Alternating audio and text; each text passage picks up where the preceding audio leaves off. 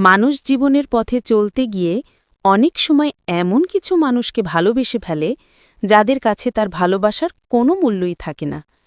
তবুও সে ভালোবাসে, তবুও সে অপেক্ষা করে, তবুও সে নিজেকে কষ্ট দেয়।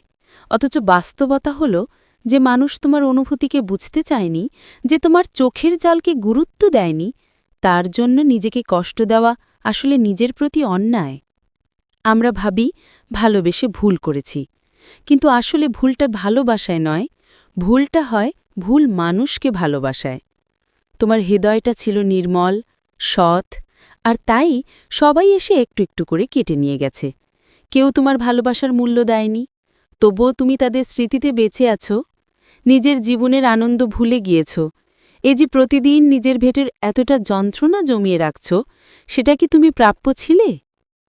জীবনে এমন মানুষ অনেক আসবে যারা তোমার হাসি কাটবে, মন ভাঙবে, তারপর কোনো ব্যাখ্যা ছাড়াই চলে যাবে। কিন্তু সেই চলে যাওয়া মানুষদের জন্য নিজের জীবন থামিয়ে দিও না, কারণ যে চলে যায় সে তোমার ভাগ্যের নয়। যে থাকতে চায় সে হাজার ঝড়ের মাঝেও তোমার পাশে থাকে। এবার একটু নিজের দিকে তাকাও। তুমি এতদিন সবাইকে ভালোবেসেছ, এবার নিজেকে ভালোবাসো, নিজের প্রতি একটু মায়া দেখাও। পৃথিবীতে সবাই একদিন তোমাকে ভুলে যাবে, কিন্তু তোমার আত্মা সে কখনো তোমাকে ছাড়বে না।